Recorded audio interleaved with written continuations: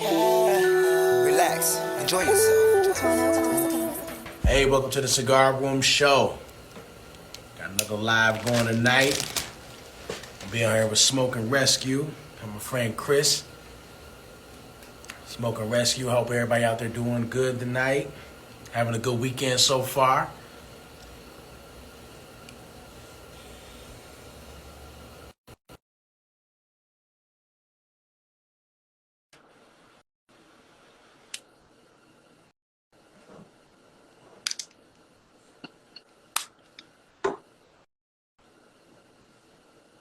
What's going on, brother? How are Hey, you? how you doing? How you doing? I'm doing good, brother. How you doing? Thanks for having me on tonight. Oh man, appreciate your time, man. Really do. Absolutely. Really do. Busting out the CAO Firewalker. Okay. I haven't tried that one yet. That's a good one, bro. I've had a couple of them. I really enjoy them. Yeah. Well, tonight I got the honor to have the time a man by Smoke and Rescue, and we're gonna talk about a couple things, and just vibe, kick it a little bit, but also want to ask him some questions, some things, and talk about a couple things I think that is really important. It's why I really look forward to having to sit down with you. I really wanted to get into a couple things, but first, how were you introduced to cigars, the cigar culture? How were you introduced? Man. So I'll be 42 this year. My first cigar I had was with my old man. Okay. Now, I didn't know what I was doing. I watched him smoke cigars for so many years. I was 17. My old man gave me one, and he cut it, torched it up, lit it, gave it to me. And I didn't know how to smoke the thing. So, of course, I drew that thing like a hookah. I was just like, you know what I mean? So Yeah. I just drew it. And next thing you know, my pop looked over at me. He's like, Chris, you all right? He's like, Were you no, I'm coughing not like good. real hard, or were you I'm just? not good. My heart was like, and all of a sudden I found myself, I was like, oh. And he was like, go in the grass, go in the grass. Yeah. Yeah. But, then the next time that I sat down with him, he taught me how to smoke a cigar. So, and then, like I said, I'll be 42 in September, and I've been smoking cigars ever since I was 17. But when I was 17, I fell in love with the leaf because smelling all those cigars that my old man used to smoke. Yeah. Then my grandfather, he smoked pipes and cigars. Okay. So I just loved the smell of it. Well, I didn't get hot and heavy until I joined the Army. And then when I joined the Army, it was just one of those things, man, where just like you around a bunch of guys, you ain't got nothing but time sometimes, and you got people who chew, who smoke cigarettes, who, dip, whatever. Well, then all of a sudden you got guys busting out cigars, and I was like, well, shoot, I smoke cigars, and then it was just one of those things where it's just constant all the time, all the time. Yeah, that's having one with the father. By the way, smoking Quiet Pleasure cigars, Perfect Cloud cigars. Appreciate you, Quiet Pleasure cigars. A good supporter of the show. Yeah, I haven't had them yet. Oh man, don't worry. If I don't see you first when I get down there, I'm definitely gonna send something your way. Okay. Okay. The package. Let me know what you think. Yeah, and then I'm pairing it tonight. A lot of people that know me, man, this is my jam. This is my jam, Dewey. Dr. Pepper cream soda, man. You can't go wrong with it. You can't go, like, if I'm not drinking my coffee, like people will tell you, I'm always drinking my Dr. Pepper cream soda with my cigars. Man, they're great. But anyways, my apologies. Go ahead. Yeah, man. And I want to give a shout out to Black Coffee Cafe here in Detroit, Michigan. They got me together here. Coffee out of Ethiopia, pretty good. Okay, Ethiopia. Yeah, that's a good bean. Yeah. I've had some Ethiopian beans. Yeah, I was grinding it up earlier, and first time I ever had to do that.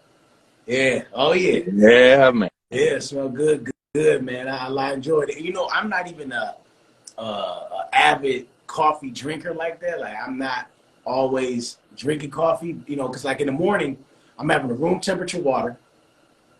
Get up in the morning. I'm usually up by about 5 o'clock in the morning for work most days. Room Oh, see, temperature water. yeah, I'm an early bird too. Okay, okay. Yeah. Room temperature water. Do some push-ups. Get the blood flowing. I'm good to go. There Let's you go. go. There you Let's get go. this day started. Let's Yeah. get hustling. Let's get Yeah. hustling. I like that. I like that. Yeah, man. So, but did you mentioned being in the military. Mm-hmm. What a lot of people get in the military that I've known personally, that their family encouraged them or influenced them somehow. Was that the same thing for you? Mm-hmm. Okay. I only got one friend that went that didn't have anybody in the family. He went to the Navy and he was like, I'm going. I had my grandpa. He was in the Navy, but he never talked about it. He never talked about like being in the service or trying to persuade me to join. Come to find out after I joined, I had some uncles and stuff, but nobody ever talked about it. The reason why I wanted to join was there was one of two directions that I was going in my life. So looking back now as an older guy, I was making some, for lack of better words, piss poor decisions, and there was the military. So it was either keep on doing what I'm doing or join the military and try to get myself straight. Then I joined the military. I joined the Army, 11 Bravo infantryman, became paratrooper airborne. And then I thought this was going to be one of those things where I was just going to serve and get out. Well, served and then re-enlisted again.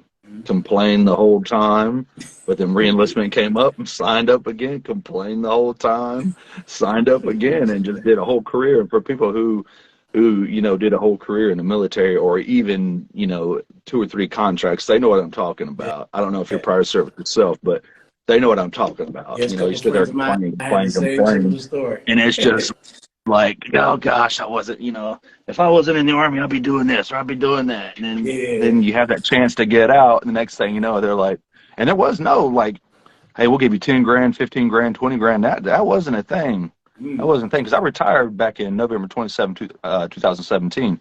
So you're thinking 20 years from that point, like nobody was talking about that kind of money. It was just one of those things where I loved it. I loved what I did. I loved serving, not so much, deploy. Now, don't get me wrong, that was cool and fun and stuff like that, but it was the camaraderie, because being in the infantry, I worked with just nothing but men. So you could just be real, you could be raw. Some of my best friends in my life are from my days in the Army, and my boy Divergent, he was also a prior service Army, so he knows what I'm talking about. It's our camaraderie, and that's the biggest thing that I miss. I mean, do I miss jumping out of airplanes, rappelling out of helicopters, being at the range? I do. But what I miss, man, I mean, I follow them on Instagram and Facebook, and we talk to each other, and sometimes we're able to meet up, but that everyday, day in, day out, just being with your brothers, white, black, green, orange, purple, Buddhist, Christian, whatever, it didn't matter, bro. It was brothers for life. Brothers for life. Absolutely.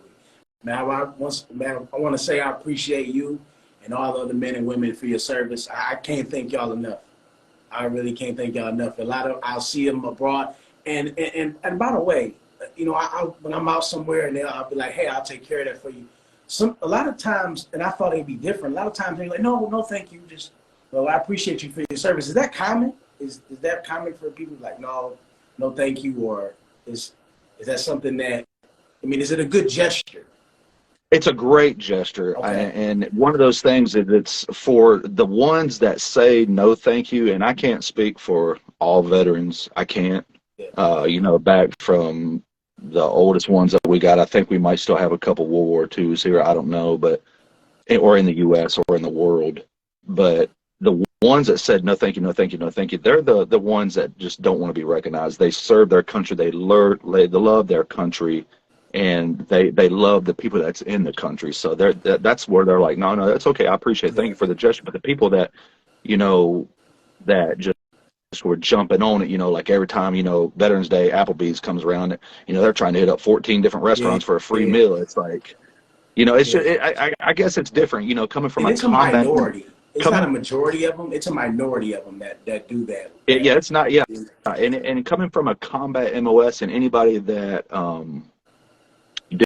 did time in combat, I guess it's just one of those things. We don't see ourselves as heroes. We were just doing our job, or at least that's the way I see myself. Okay. You know, I signed that dotted line because I wanted to serve my country, because I love my country.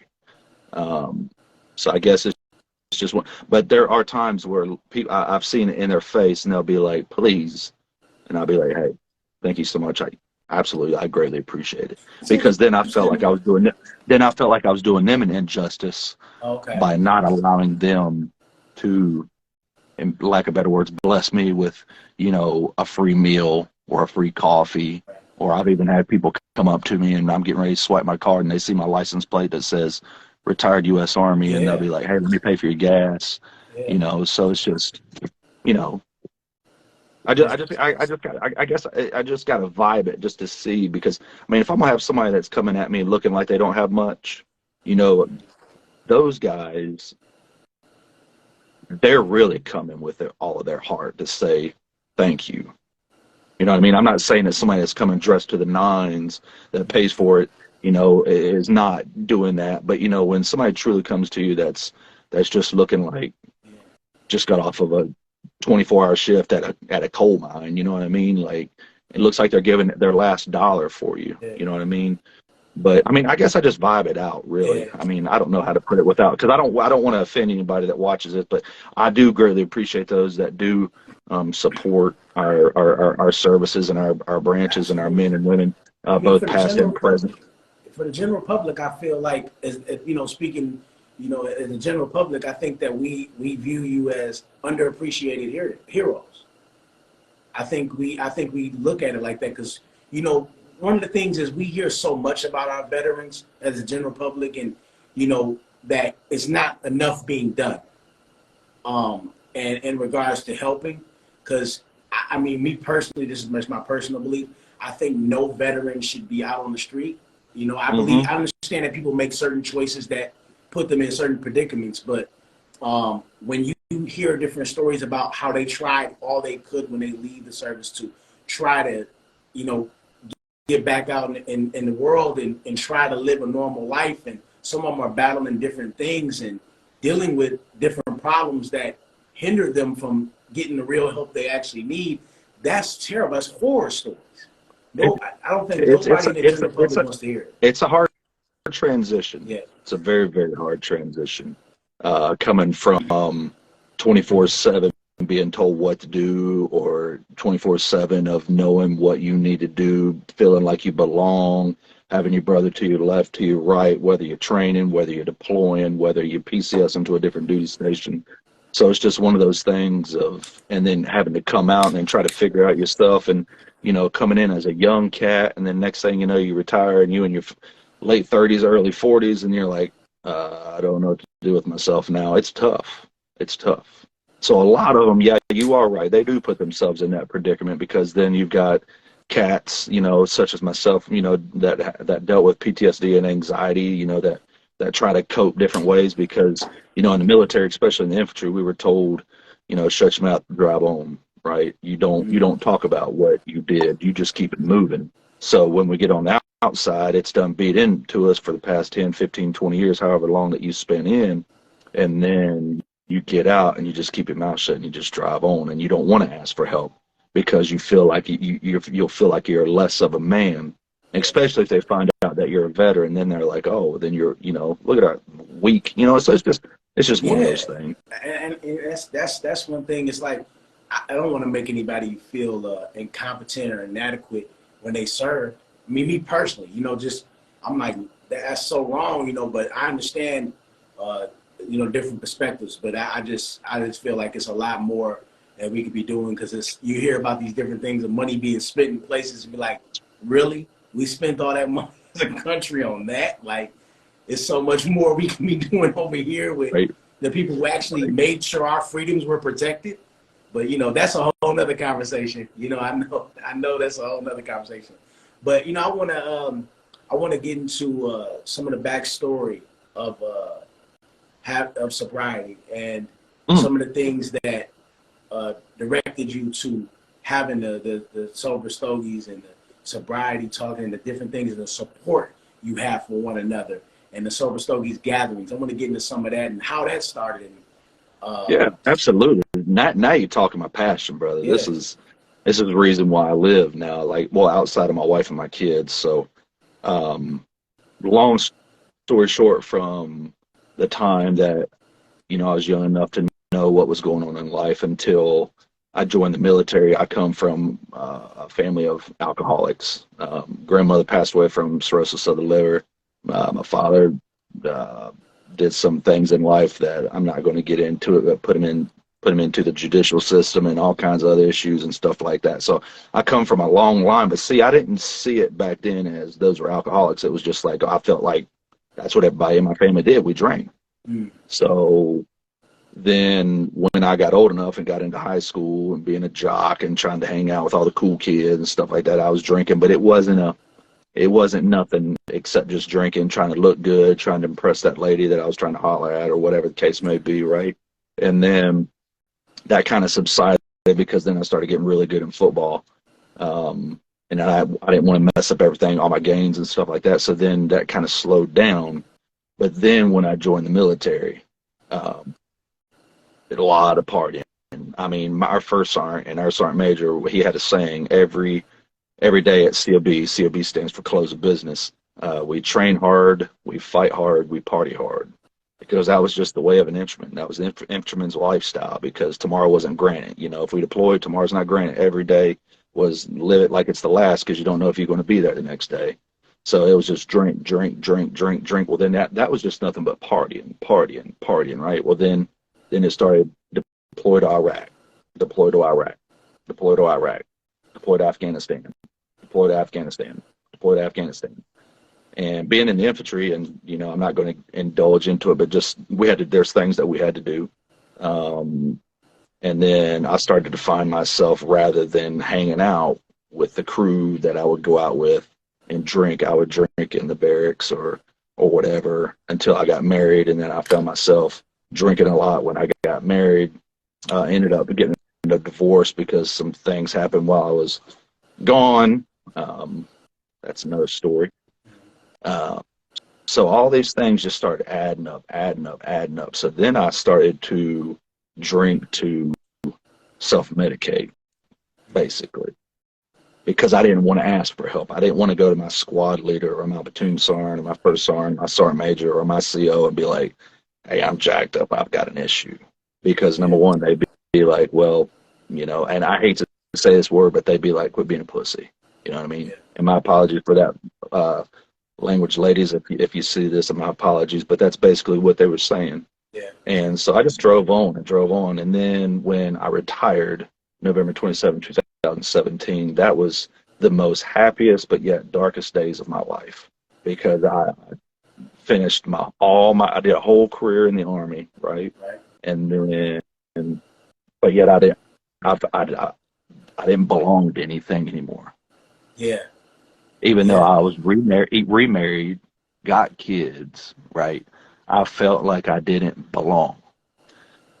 So then it got heavier and hotter because then they do assessments when you retire and they found I had PTSD, severe anxiety, depression, all kinds of other issues. And they was throwing all these medications at me and I was just basically throwing the medication right back at them, in layman's terms. I'm just bottle them.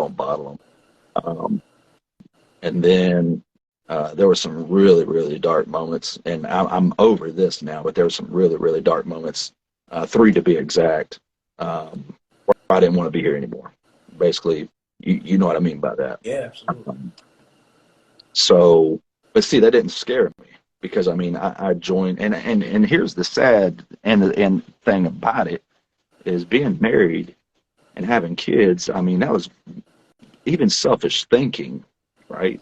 Because here it is a permanent solution to a temporary problem of all these life's hurts, habits, and hangups that I had because I was too afraid and too ashamed to ask for help.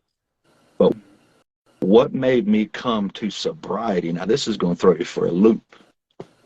Here I tried to do what I did all them times, But when my current wife, had enough, she kicked me out of the house. And what clicked in my head was, I'm going to lose my wife and my kids.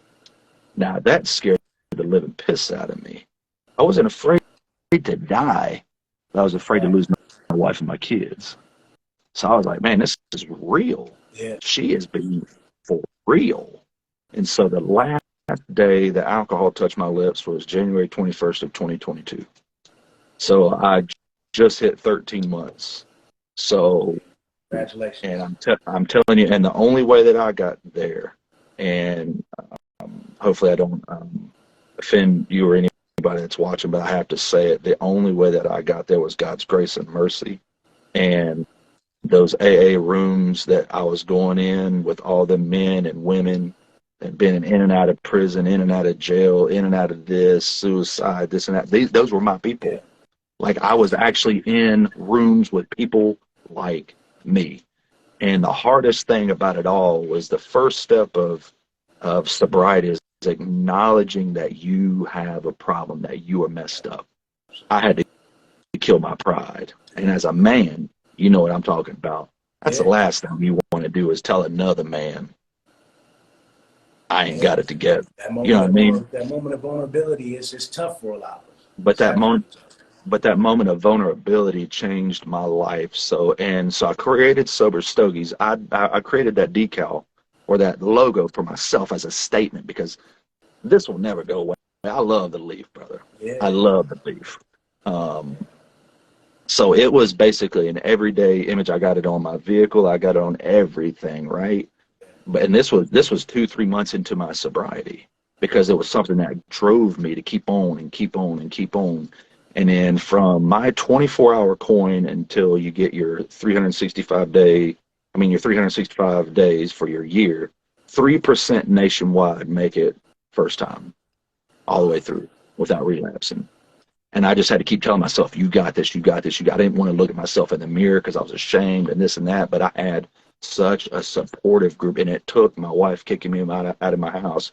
But when she brought me back in, we went to counseling, we did this, we did that. I was going to AA, we was going to our church. All these people started reaching out, and just like I really truly found out who my real friends were. Yeah, absolutely. My real friends. Yeah. And my real friends were the ones that was, for lack of better words, kicking me in the testicles, saying, hey, get your crap together. Yeah. You know, but at the same time, not, lovey-dovey, but hey, you got this, keep going, keep going, keep going.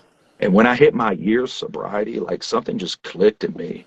And I was like, I love cigars. I'm in the cigar community.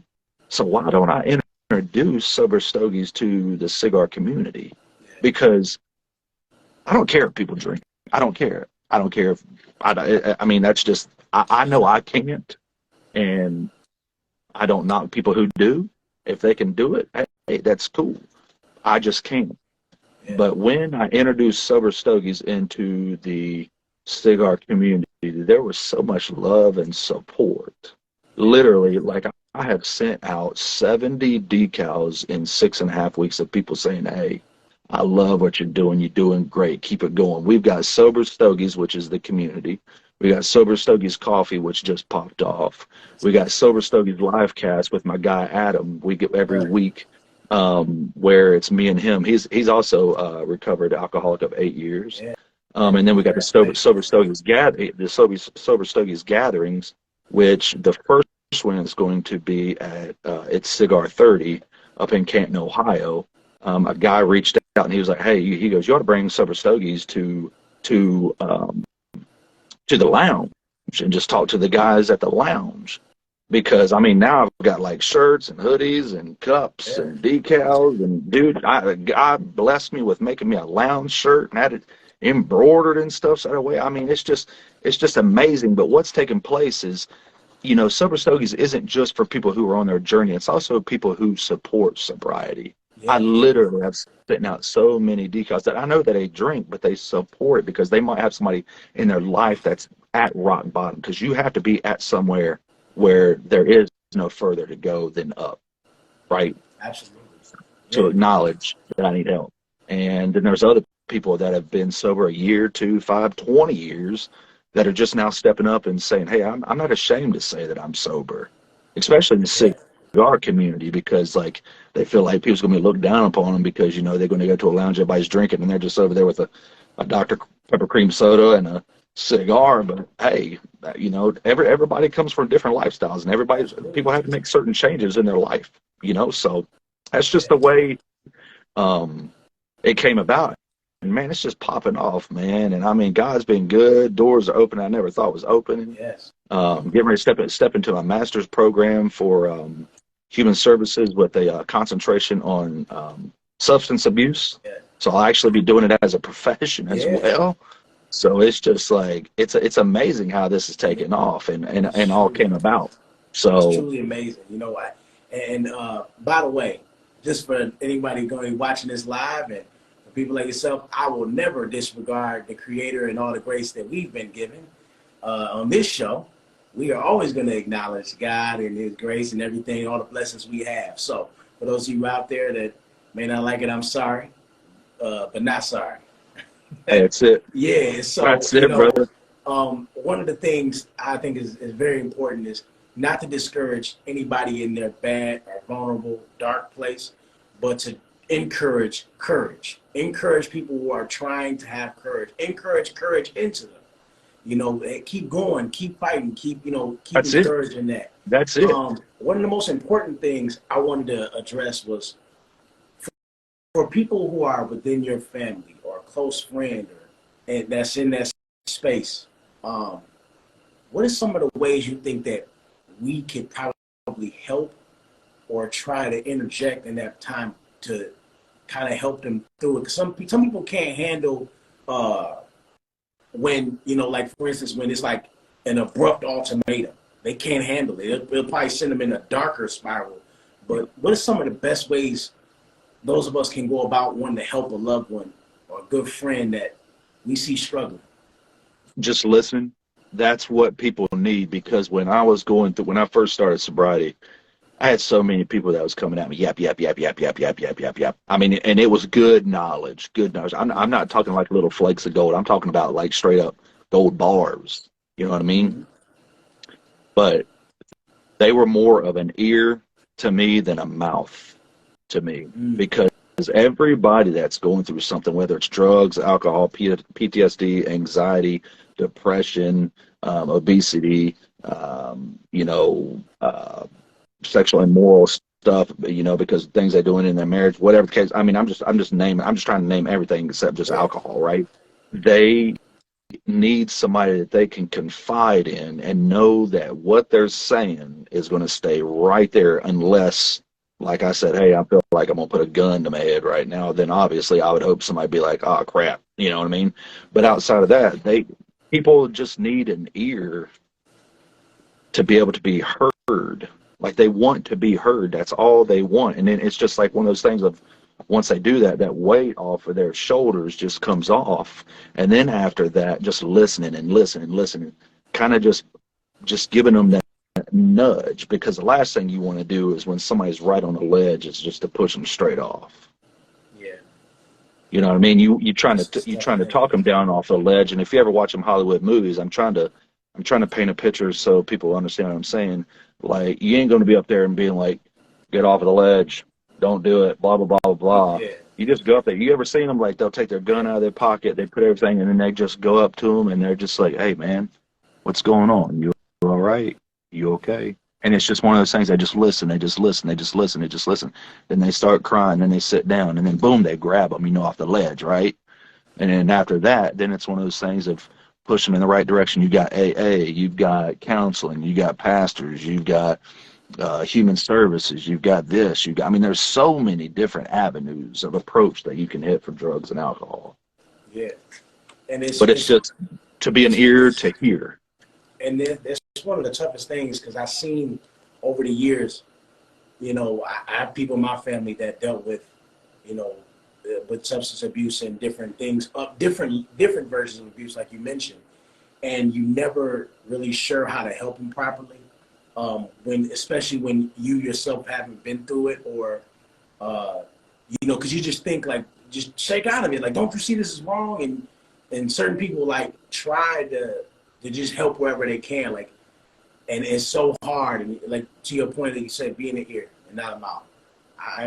That's some great advice, and I look forward to that message being out there.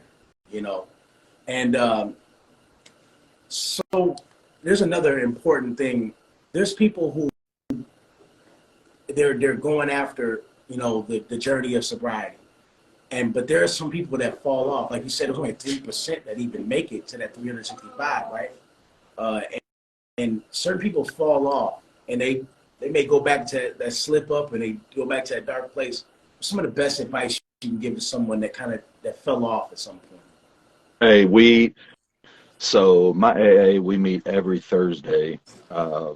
Literally, when I say on the other side of the railroad tracks, there's a church on the other side of the railroad tracks. It's not a church service, but we meet in the basement of the church. There's guys in there, man, that's gotten their 1-year coin, 2-year coin, 3-year coin, 5-year coin 2-3 times.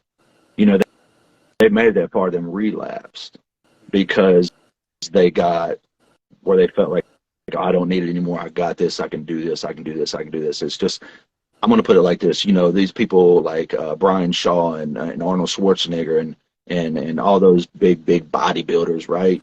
They didn't get to where they wanted to be, and then as soon as they got there, they stopped working out, and it stayed with them. Right. Now they're still working out. They still working, just like Money Mayweather and all these other boxers and these MMA fighters. They don't get to where they need to be, and then they just stop. They keep training, and that's what you got to do. You got to keep going. You got to keep going. You got to surround yourself by people, and the best way to approach somebody that's fallen off to the wayside, because I've literally had people that's gotten a hold of me, literally within where we at today, this past week, yeah.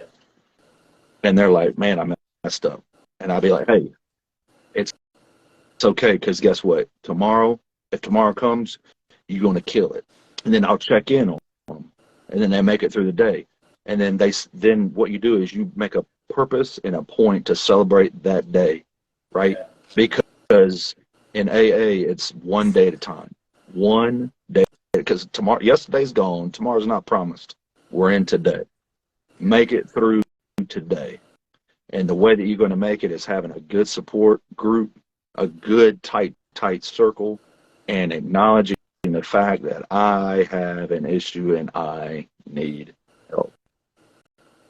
Yeah, and I know that's a hard thing to have that conversation with a lot of people. Like I said, for instance, people who are not familiar, don't understand how to really help, but there are people that try. They really try, and then they have that moment where they relapse, they fall off, and it's a hurtful thing for them, and it could drive them into a bad place. But when you're on your journey, what's key things that you kind of remember, you kind of keep as your, I guess, kind of keep a constant thought of? Is there anything that you got to keep a constant thought of, or a constant activity into? Is there something absolutely. like that that's best to do?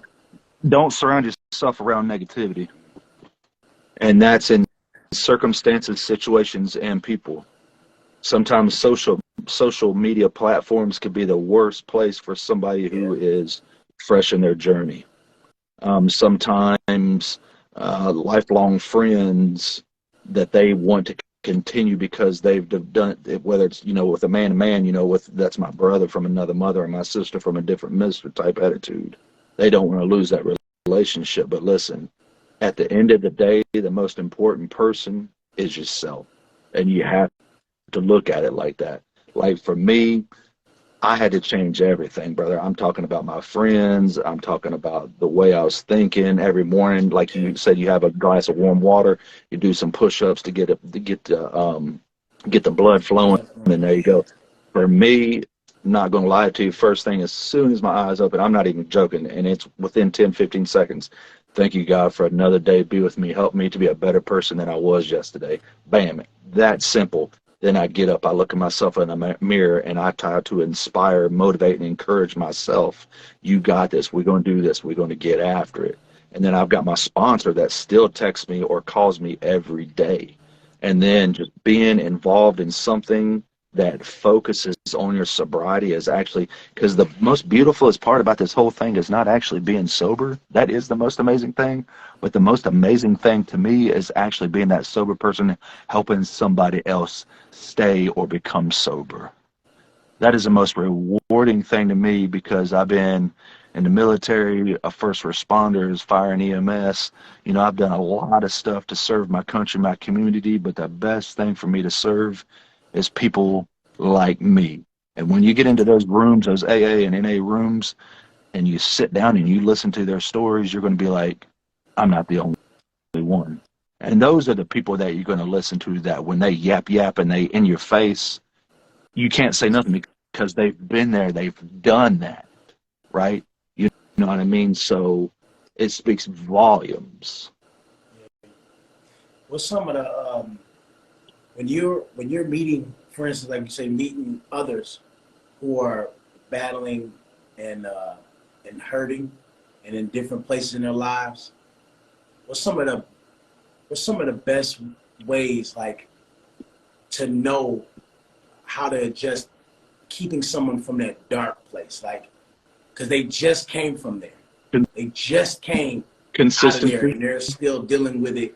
What's some of the best ways to keep that person from there? Because some people I've met, you know, different substance abuse things and different things, not even just substance, but abuse in general, and triggers.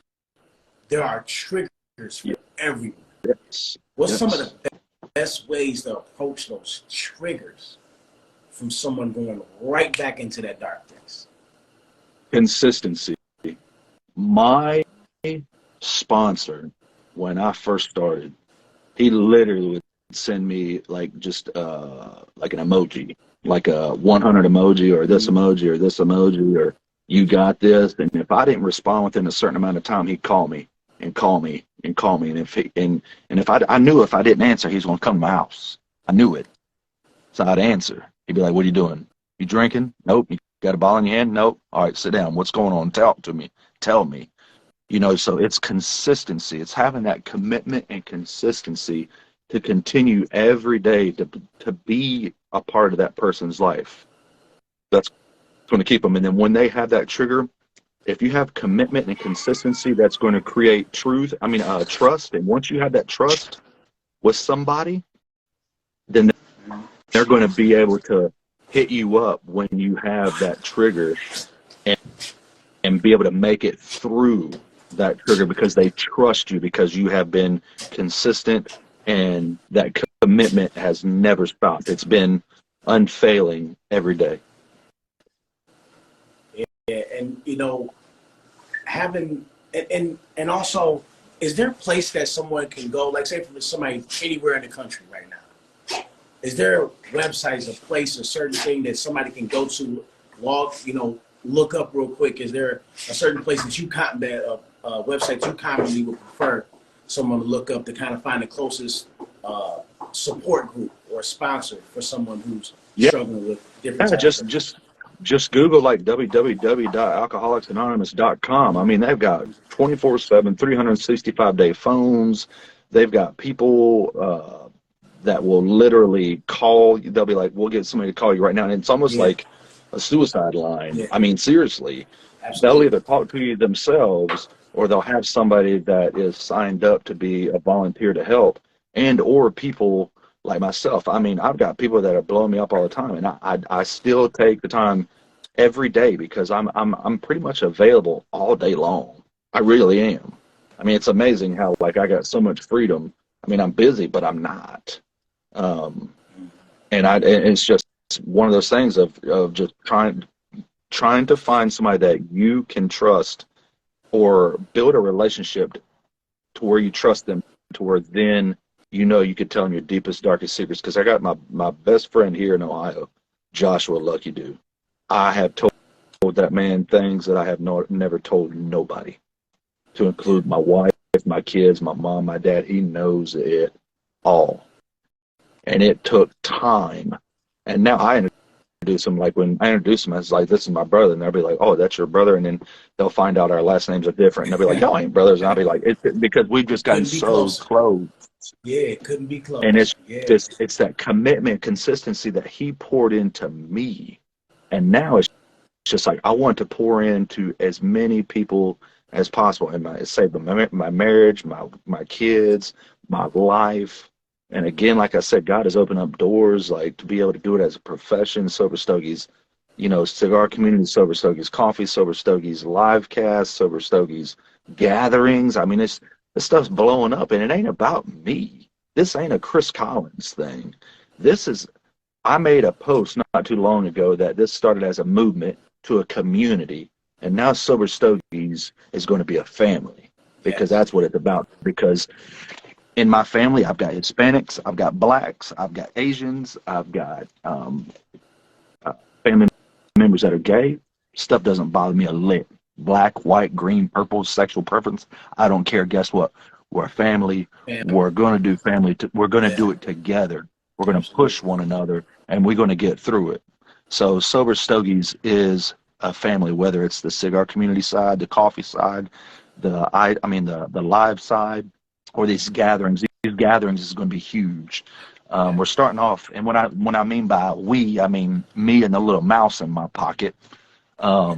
You know, we're starting up at Cigar 30, and I want to. What I'm envisioning is I want to build this up, and then once it gets built up, you know, we're going to meet the last Monday of every month just to start off. We start off slow, you know, because I ain't trying to be all up in people's faces, you know, like, you know, sobriety, you know, just Yeah. I want to build I want to build friendships, relationships, and it's at a cigar lounge, so we all, you know, brothers and sisters of the leaf. And then after that, when that trust comes, and then them conversations come, and as time progresses, I want to identify somebody who is strong in their sobriety, and then pass the torch off to them to be that leader of that Sober Stogies gathering, right? And I want to go to another lounge and do it, and then another lounge and do it. And as a matter of fact, the owner of this lounge, when the guy that got a hold of me, he patronizes the place a lot. He's like, you need to call him and talk to him and let him know what you're doing. Man, he opened up them doors. He was like, listen, you can have the members lounge, which is it. Boy, that thing is sharp, Yeah. bro. Yeah. He was like, what day, what time, blah blah blah, this, blah It's blah all blah, that, next, coming this, that. together. It's all coming together. So, Yeah. you know, and then, you know, I'm gonna just build it up, and then it's almost kind of like church planting, you know what I mean? And then once I get, you know, whether it's 5, 7, even 5 or 7, 10 people that come, you know, once a month, or if they really want it more, every other week, you know what I'm saying? And then build it up, build it up, build it up, and then find that person that's super strong and be like, all right, this is the hostess with the mostest, or this is the host with the most, whether it's a male or female, because I don't care if you're a male or female. If you're super strong and you walk, you want to do it, hey, grab it by the reins and take it. Then I want to try to make phone calls and try to find the next lounge, and just keep doing that and doing that and doing that. Yeah. Now there's a lot of supporters and people in sobriety. Like I said, I've sent off 70 decals from good Lord, California, Texas, Michigan, New York, Florida. I mean, they're all. One guy, he got one of my shirts and a decal from United Kingdom. It's on Instagram, all the way from England. I mean, it's just Yeah. wow, man, and it's just I want to see it just grow, you know, nationwide. But I mean, if it's just an Ohio thing, and people just, you know, want to love and support and show their sobriety and do decals and shirts, because they ain't making money off it. This ain't about making money. I don't charge for the decals, the shirts. It's enough money for them to get their shirt made, and for their shipping, or whether they want a hoodie or whatever the case may be, because to go around and support and say, hey, yeah, I am sober and I'm proud of it, or hey, I do support sobriety. So it's just building that community, that strong community, to let people know, hey, I'm here for you. You know, and you definitely got to support the Cigar Room show. I hope I can shoot down to the Canton and meet up with y'all and show my support, be there for you, and, you know, I'm looking forward to it. But I know it's a lot of I'd love moments. to have you. Yeah, I know it's a lot of moments to pick from, but this question in particular, I know it's got to be. But what's some of your most proudest moments so far? Some of the ones that stand out to you the most. What's that? You kind of breaking up, I said, brother? I wanted to know what some of your most proudest moments, some of the ones that stand out to you the most. I know you probably got a lot of them, but some of the moments that stood out to you, like I'm really, this is a moment I won't forget.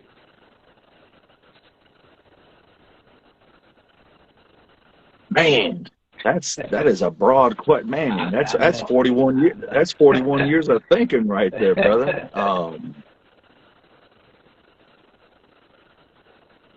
mean, obviously, I'm proud of my wife. I'm proud of my kids.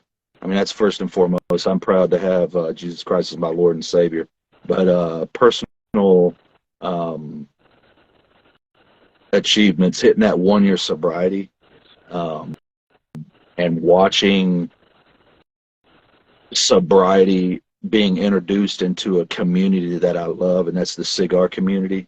And now how they are pouring into me, and what I mean by that is not financial, just love and support, and just watching people come out of the woodwork and say, hey, I need help, what do I do? Or, hey, I'm sober and I want people to know that I'm sober because I want to be proud, and this and that. So I guess I'd have to say one of the proudest moments outside of my God and family is Sober Stogies. Yeah, you know, and going back to your live cast, they are going to be there every week. They're every week, brother. Every week. Me and Adam Mahue, Cigars to the Glory. As a matter of fact, our next live cast is going to be with the founder and owner of Moan Abi Cigars. He's actually finishing up TPE up in Las Vegas, and he has been, yeah, he's been sober for 32 years. So we getting ready to have a powerhouse on our next one, man. And he's a founder and owner of a cigar company, Moan Abi Cigars. So I put it up on my page, and he wants me to get a hold of him Monday to set up a day and a time. He's super excited, and I'm super excited because that's a heavy hitter right there. That's like bringing in daggum Mark McGuire, you know, like with a Louisville Slugger. You know what I mean? Like he's just gonna knock it out of the park, you know. So I'm excited. I'm happy for you, brother. And I'm honored, man, to build a relationship with you, man, and have you as a new friend, man. And I'm looking forward to meeting a lot of other people. And what is the best ways we can support everybody out there? You know, what's the best ways we can support the movement? And for me, like I don't do raffles. I don't do none of that because this ain't about making money. This is about the community. So for me, it would just be like, you know, if there's a post that you see on Instagram that sticks out to you, or those that are on Facebook, you know, because I don't know how this will be shared, but just support me by just sharing my posts, because, you know, it's just one of those things. Like, I mean, I know I got 1,100 people following me, but like, you know, you having however many you have, and then however many this has, however many this has. If I had 4 or 5 people that had 1,000 people, well, there's 4,000 or 5,000 people that just seen that. You see what I'm saying? So it's just one of those things of just, if there's one that sticks out, just put it on. I mean, I ain't asking people to like put it on their timeline or whatever you want to call it, to where it's permanently there. Just share it as a story, because you never know, man. Like, it could literally hit somebody right when they need it, at the most critical moment in their life. So just, that's all I ask is, I mean, if you support sobriety, or if you're on your journey, DM me, hit me up, hit Dewey up. Dewey will point you to me. I'd love to be a part of your life. I'd love to send a decal. I'd love to you know, I mean, just invest into them, man. Let them follow me. Let them see the journey. Find out where they're at. See if I can't get something going on in their state or their city, whatever. Because I mean, it's slow, but I mean, it's starting to pop off and do and move. So I'm excited. I'm excited to see what's going to happen in the future. Definitely gonna see some good Sober Stogies, decals, and stuff like that here in the cigar. This will be one of my next editions for sure. You know, man. But you know, I'm definitely looking forward to. Before we get out of here, is there anything else we should be looking forward to in the near future from you? What was the question? I'm sorry. Before we get out of here, is there anything we should be looking forward to here in the near future? Any dates, any things special coming up that we should be looking out for? Yeah, outside of you know, like I said, my next Sober Stogies live cast is going to be with the founder and owner of Mon Avi Cigars of 32 years of sobriety. Super excited about that. Also, too, keep your eyes peeled because me and my business partner, which happens to be my brother from another mother, Josh with Lucky Dude, we're just waiting on a couple more pieces of paper for that LLC to drop, so that way it becomes official. So we ain't doing some black market stuff, you know. But there is Sober Stogies coffee, and our first coffee bean is going to be from Costa Rica. And we went and did our tasting. Man, that bean, boy, let me tell you that. You want to talk about when we went to the tasting, when we felt the bean and it was oily, and then they grinded the bean and they did this and they did that, and then we drank it. Man, you didn't have to put nothing in there. Me and Josh were both thinking, my gosh, this cigar would go great. This cigar would go great. And even if you don't smoke cigars, it's still like an amazing coffee. So that's popping off. That's popping off. And then, like I said out there, if you guys, it's not a money maker for me. I mean, I send the decals out for free. DM me. It's just a staple. It's a piece that you can look at, or even if you have somebody in your life that you know that's going through something, give it to them. I know, Dewey, I got yours that you already sent me address. It's on its way, so I greatly appreciate your support and your love. Absolutely. But just supporting and loving and sharing Sober Stogies just to get it out there. That's it. I look forward to the movement, man, being huge and being worldwide. And I got the honor to say I know the man personally. And, man, I'm looking forward to a lot of great things, man. Brother, I appreciate you having me on. I mean, I was humbled and honored when you got a hold of me. I was like, oh, okay. All right. So, I mean, it's just another way that another thing, like, this is really happening. Like, this went from just looking at something just to help me make it through to now I'm turning around and being like, hey, there's a community and I'm here for you.